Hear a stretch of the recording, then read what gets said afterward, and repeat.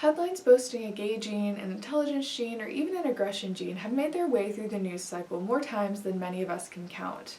These stories are very exciting. If we had a hard and fast way to explain the source of aggression, for example, maybe we could use genetic measures to help people with that gene better cope with their alleged innate aggression. However, as with everything in science, genetics are much more complex than that. Human behavior is extremely complicated, and that makes it difficult to nail down the source of any one aspect of someone's identity. So, why do these stories keep getting published? How much of us, how much of our innate personhood and identity is determined by our genetics? And what happens when these discoveries are misused to justify bigotry?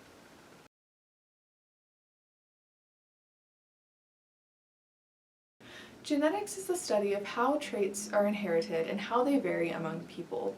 Behavioral genetics is one branch of genetics that focuses on how behaviors or personality traits vary within a population. Though some legitimate scientific progress has been made in this field, it has a dubious past, and much of the work done has been co-opted, frequently by non-scientists, to push specific ideologies that serve to further the political divide that can be seen in the United States and beyond today. In this video, I want to discuss a few of these common myths and how they are misused to further political ideologies. I hope that by watching this video, you will gain the skills to recognize when science is being misused and correct these ideas when they crop up in your own life. I also want to provide a clearer context on the things that can actually be used to determine behavioral traits and illustrate that they are much more complex than any single gene. The warrior gene is a common gene that people cite as being problematic, claiming that it causes people that possess defective copies of it to be more violent, especially when they grew up in abusive households. Before we talk about the behavioral genetics application of this gene, it will be useful to discuss the actual known function of it. The proper name for the warrior gene is the monoamine oxidase A, or MAOA gene.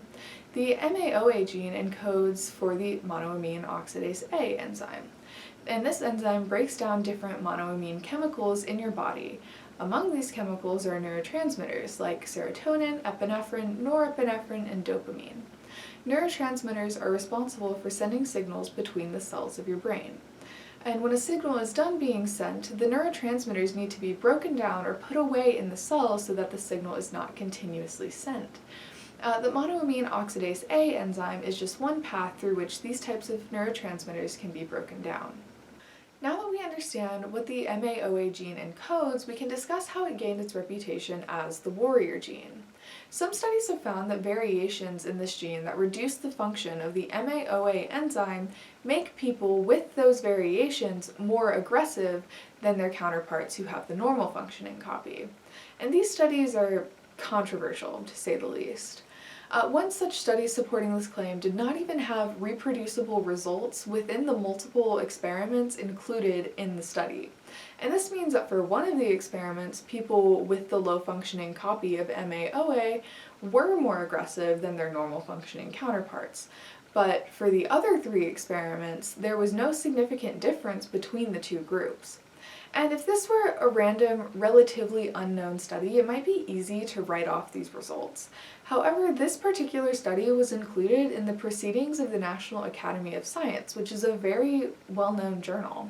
And this article was also highly cited and reported on by the media at the time of its publication. The warrior gene even gained national attention on Dr. Phil around this time. And despite the media craze, the hard evidence supporting this claim was still lacking. And though some connection to violence has been demonstrated, simply possessing a low-functioning copy of MAOA does not automatically predispose someone to violence or aggression. And if any association with violence is observed, it cannot be solely due to the MAOA gene, and it's likely a combination of both genetic and environmental factors. As discussions around this gene continued, eventually discussions about race came up as well. People of color carry low-functioning copies of the MAOA gene at higher rates than their white counterparts. And as we've already discussed, work surrounding the MAOA gene linking it to violent behaviors is largely discredited, and simply carrying this gene does not innately predispose someone to violence. However, Some fringe theorists have chosen to ignore the nuance surrounding MAOA research and use it as an example to demonstrate some innate difference between people of color, especially Black people and white people. In a now-deleted episode of the Joe Rogan Experience, Charles C. Johnson, a famous alt-right activist and journalist, cites research surrounding the MAOA gene in support of his claim that African Americans are innately more violent than whites. And though he experienced pushback both on the show and online, he was still able to spread this harmful piece of misinformation on a massive platform. Johnson also met with 2 U.S. representatives in 2019 to discuss DNA and genetics, and though it's unclear whether these topics were actually discussed, it is concerning that somebody as misinformed as Johnson has been one of the loudest voices in the public eye about this topic. Johnson and his supporters are incorrect that the MAOA gene makes Black people more violent. The underlying principle of this claim is incorrect as well.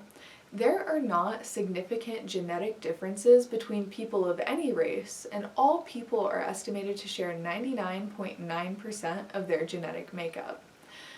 The observable differences in skin color, hair texture, and eye color that are associated with race are determined by a minuscule portion of our genome, and they're associated with variations in the genes that encode them. Furthermore, if race did have an underlying genetic component, we would expect that any specific variation in genes to be found in only one type of racial group living in a given region.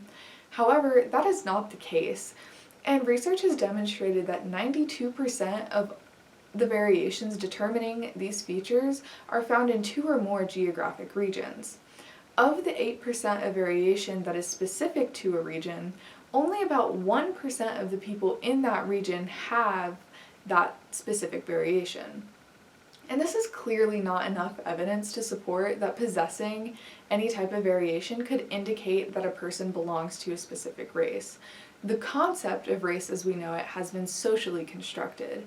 People in power have defined what race is, and frequently it is used as justification to oppress people of color.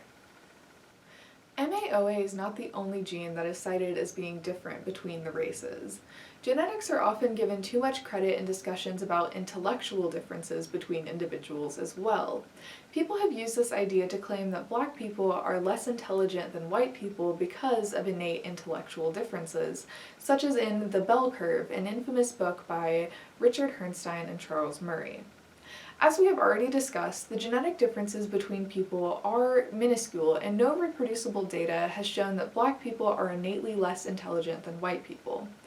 Though genetics is a crucial component in who we are, it is insufficient to explain complex emotions or other behavioral traits like intelligence.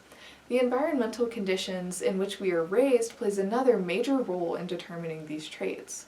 How intelligent you are could be influenced by who your parents are, but more frequently, it is influenced by the quality and the quantity of education resources that you have access to. Groups of people facing systemic barriers to these resources, like people of color, are going to perform worse on assessments used to measure intelligence, especially if these assessments are not culturally competent. This fact says nothing about marginalized groups' innate abilities or intelligence, but instead it reveals a social problem that we can all work to change. Bigots have been co-opting the language of science and using it to defend their unfounded beliefs for decades. People unfamiliar with scientific language are particularly vulnerable to these ideas. However, as we have discussed, they are wrong. I hope this video has given you a more complete context to these ideas and the language to refute some of these claims. Bigots have always existed, but if they want to keep justifying their claims among themselves, they're going to have to look elsewhere. Their science does not hold up.